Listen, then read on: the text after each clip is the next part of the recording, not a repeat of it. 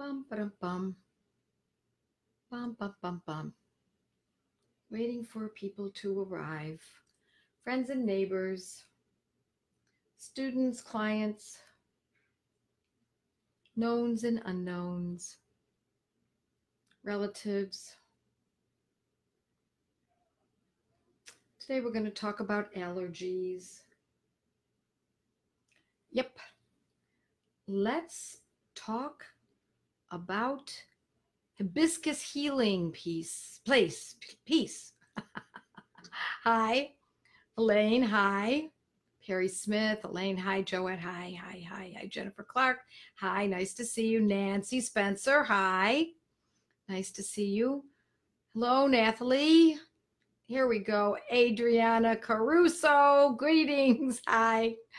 Sandy Tucker. Yes, she is. She does our Spanish translations. It's great. Lisa, wonderful to see your name there. We're going to talk about allergies, the homeopathics that I use to dig in deep and to uproot an allergic state so that instead of being a tsunami, they can be a mere whisper.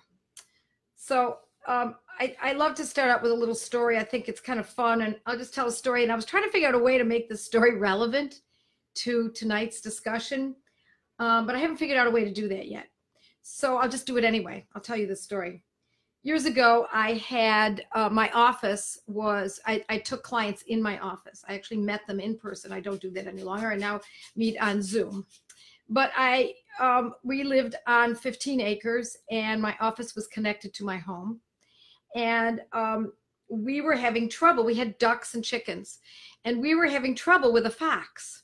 It was coming and grabbing our ducks and our chickens, and every 3 or 4 days, I'm sure it was to feed to her family. I'm sure it was a female. At any rate, we had to watch for it all the time. And I was seated at my desk, and I had big windows off to the side right next to me, and then some more windows in front.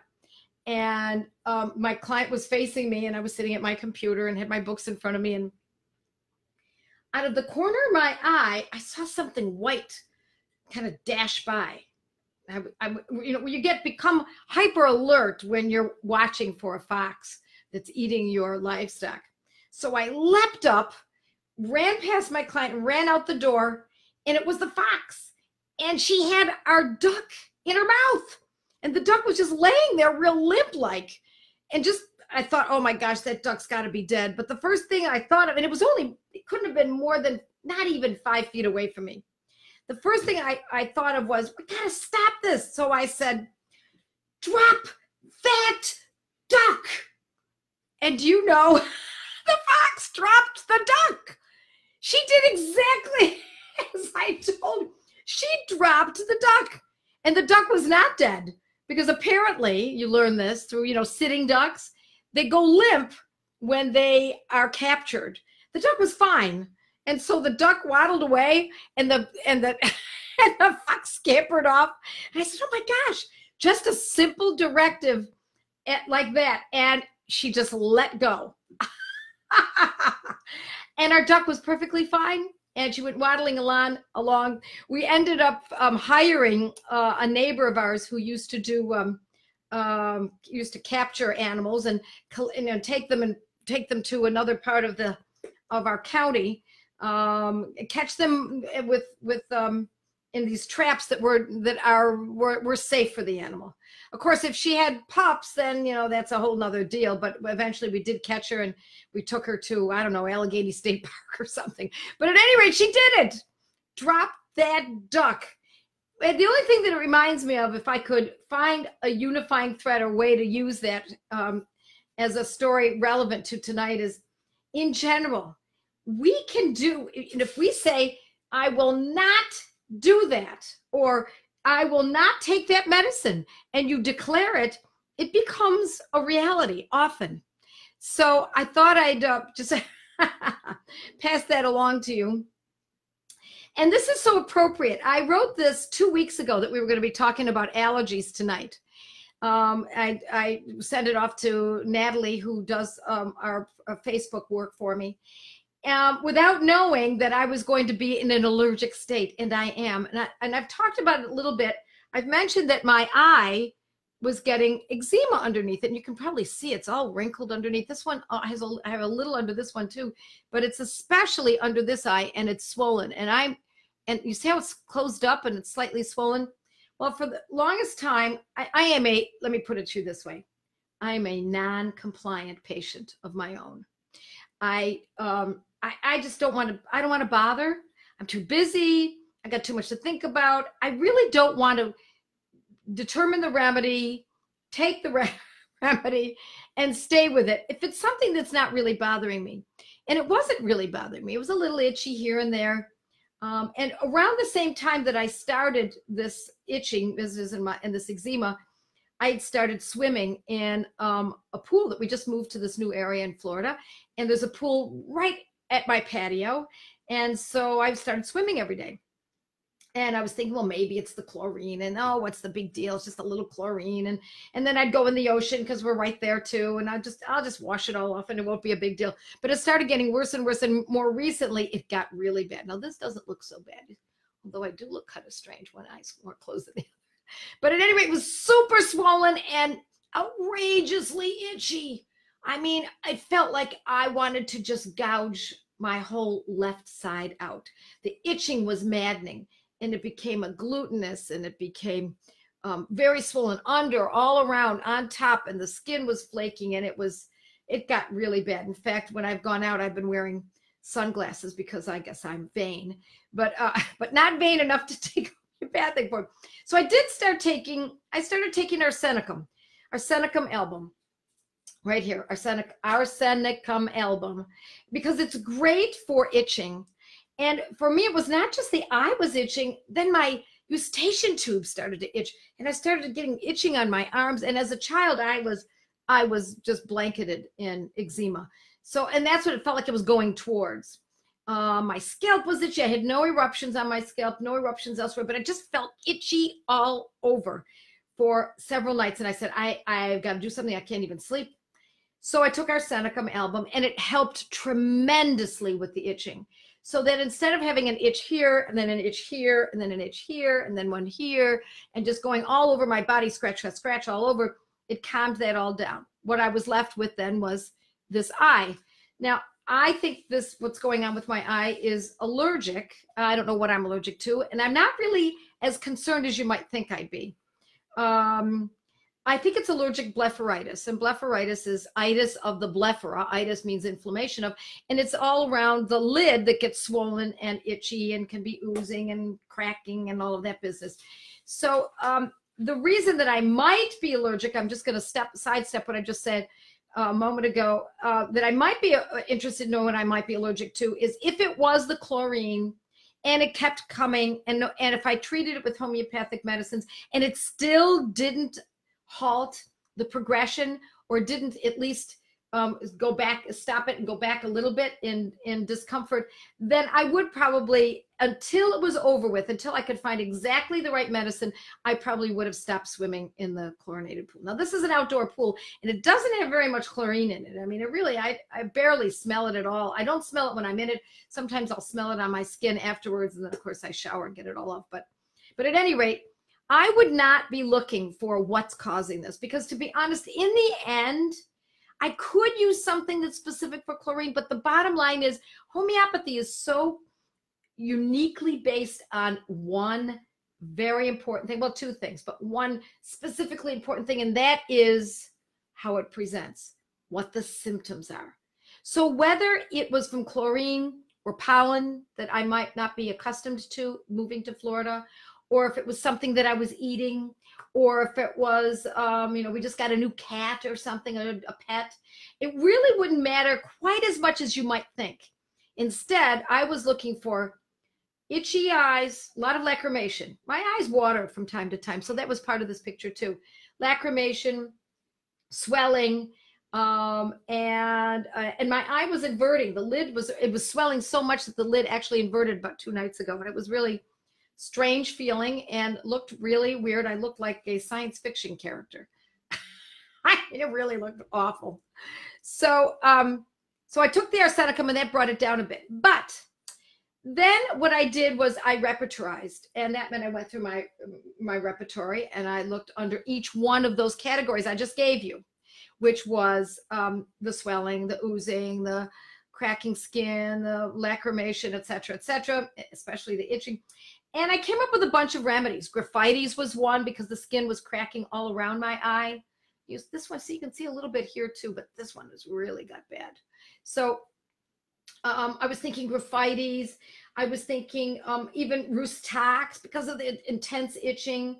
I was thinking Nat Muir because of the lacrimation. I mean, there were a lot of medicines that I considered. Allium cepa because of the lacrimation. But I ended up with, I wonder if people can tell me what they think I ended up with besides their Arsenicum, what remedy it is. Let's see if we can get some ideas here. Meanwhile, this is my little info graphic here on allergic. And we're about to relaunch Allergic. This coming week is when you can purchase it, should you be interested. But I want you, even if you don't want to purchase a course on Allergic, go to my blog, or my website, excuse me, and download this infographic. It will be super useful to you.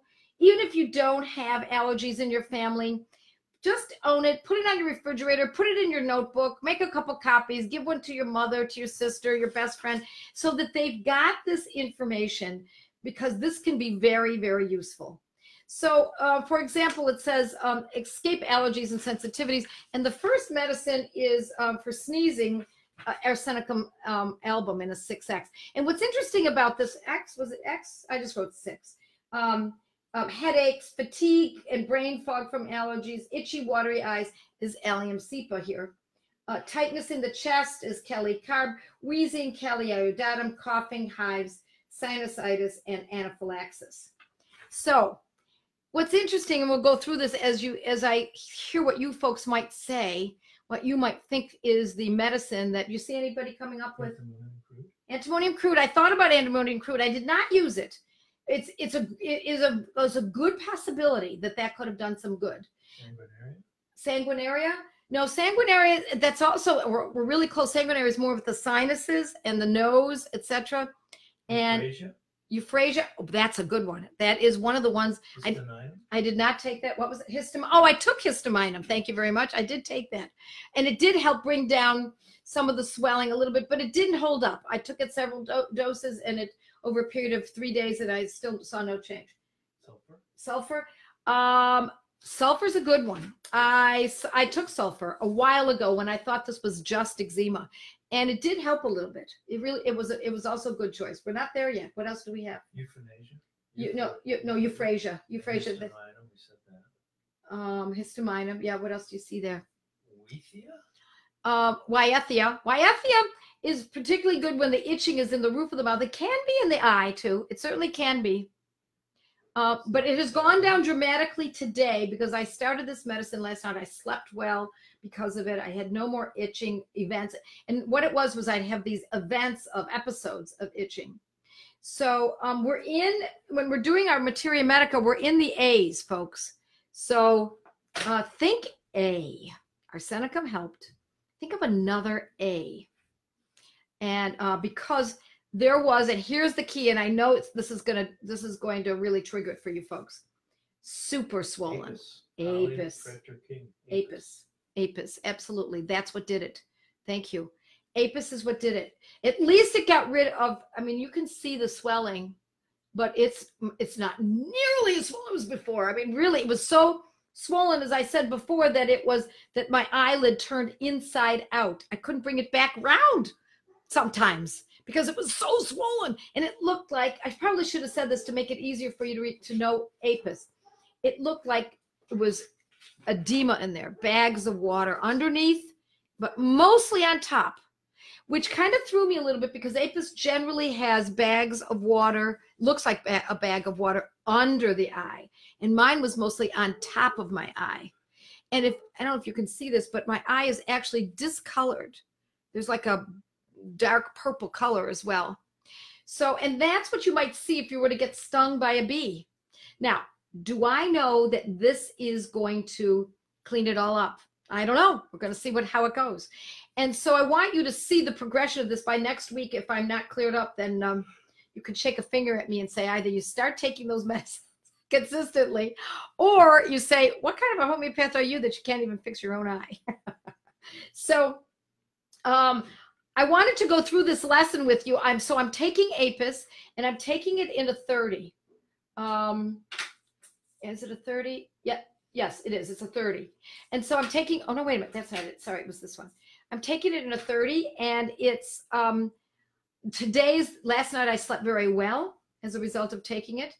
And today I had one short episode of itching where I wanted to go like this for, 30 minutes.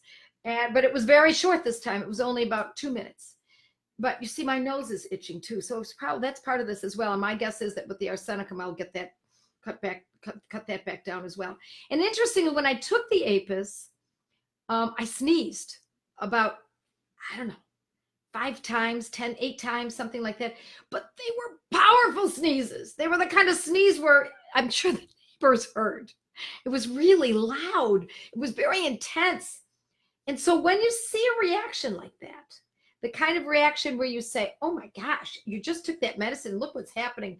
Don't think that that's an aggravation or approving or that you've gone the wrong way. It could be a little bit of an aggravation, meaning things get a little bit stirred up before they start calming down. So that's the way I saw that. If things had gotten a little stirred up and my body was getting ready to start fighting this. And today is the best day I've had in several days. So what I want you to do is to consider, excuse me while I scratch my nose again. I'm going to be taking, I think I'm going to take arsenicum again in a little while. So I'm going to be taking both Apis and arsenicum. More often Apis, arsenicum is, I'm taking in a what did I have here? I'm taking arsenicum 200. Although 6 is great too for sneezing and itchy nose. But I wasn't so worried about the itchy nose as much as I was about the itchy body. I can handle a little bit of an itchy nose, but when it's your whole body and you can't rest because of it, that's when it's very uncomfortable. So Waiethia is an interesting observation here because we don't have a lot of, I just want to go back a little bit and think through all of these medicines, these great suggestions everyone's made. We don't have a lot of information on Waiethia. If you crack open a Materia Medica, you're not going to find an awful lot on it. So that means that we're still building our information. So let's say I decided I was going to take Waiethia. And Waiethia is generally for itchy palate with allergies. There are some other symptoms too, but that's the keynote.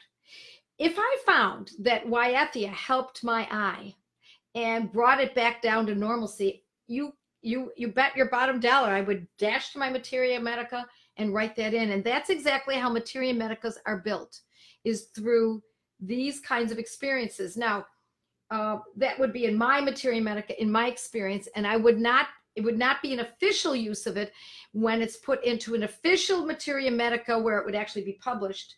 Then it would have to have, I believe that the number of times is 3 or 5 times. It has to be shown to be of value to a clinician, and then papers have to be written about it, and then it's often included in Materia Medicas. My Materia Medica is a little different. This is based on my experience and using the Banerjee protocols. And also, of course, I'm incorporating the works of the great masters such as Dr. James Tyler Kent and etc.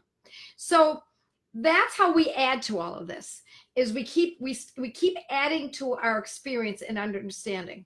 Now, once I know that it is whatever, Apis or Apis and arsenicum, or Waiethia Apis and arsenicum, and I know that I'm going to keep notes in my own file, not a journal. I'm going to throw it in a file. Of course, I make it sound like I keep an organized file. I don't for myself. I did for my family. I still do for my husband, although he rarely gets sick, so I don't have to think about it much for him. But for my children, I was raising them. I kept everyone's information in a file. Why not a journal? Why not a book? Because I want to throw it on a little sheet of paper. I could be in the basement, and I think about it and I write it down, and then I grab it and put it upstairs and throw it in the file. If I have to wait until I go upstairs into my office and open a book and then write it out, it's likely it's not going to be written. And so it's a little technique that I've used, and I urge everyone to do that. Every person in the family owns a file, and you just throw it in there. And if it's written on the back of a napkin from when you're out to dinner, or if it's a scrap of paper that you find when you're in the car and the kids are in the back seat and you figured out what remedy it is that's acting, you toss it down there, you write down what the name of the medicine is, what the condition was, and the date that it occurs, and of course the name of the child. And then when you get home, you stuff that in your purse. When you get home, you empty out your purse maybe 3 weeks later, the way I do, and then toss it into the file. So I want you to fold these ideas into your life. I want you to incorporate this to make your lives easier, to keep your family tight, to keep your family well, for you to have the stamina to be able to do so, for you to have the pride of being able to do so, and then passing this along to your offspring. Yes, I know, I hurt you too, all of you. It's really wonderful to see that. And so use your allergic, where is it here? Does I get it? It's opposite on the screen. Your infographic, download it from my blog or my website. If you find that it's of interest to you to take a course like this, we're going to be running it this week. And it's not going to be a live course because it actually was recorded a year or so ago, but we're going to have a live Q&A at the end of it so that people can take the course, learn how to study, learn what they need to learn, and then they ask questions that are more sophisticated and more specific after they've studied and learned.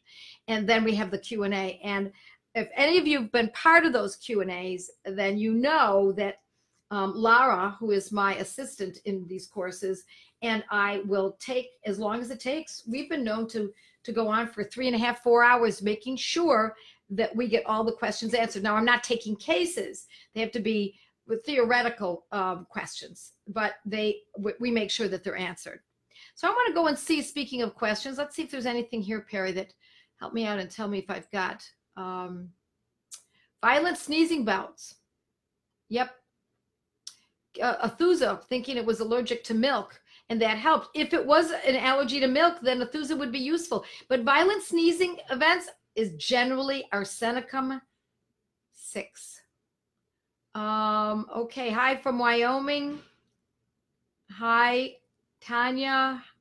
Okay, let's see if we've got any questions. I'd like to be able to answer a couple. Euphrasia, someone asked us. Histominum. Yeah. Histominum, the thing about histominum when I was using that, Judy, is that I don't expect histominum to make the full correction. I expect histominum, I used it as an interim just to help me get through it till I could figure out what to do. And I'll be honest, when I'm not well, and I felt fine for the longest time, but then I went into a frenzy of itching for a couple of nights. And when yes, Apis, Tanya says Apis, Holly says Apis, you bet. Susan, oh, hi, Susan. Susan says Apis. Ambrosia's another good one. That was another good possibility, folks. Tiffany says Apis, you bet. Go down the bottom. Go all the way to the bottom. Okay, the most recent. How do you determine the potency?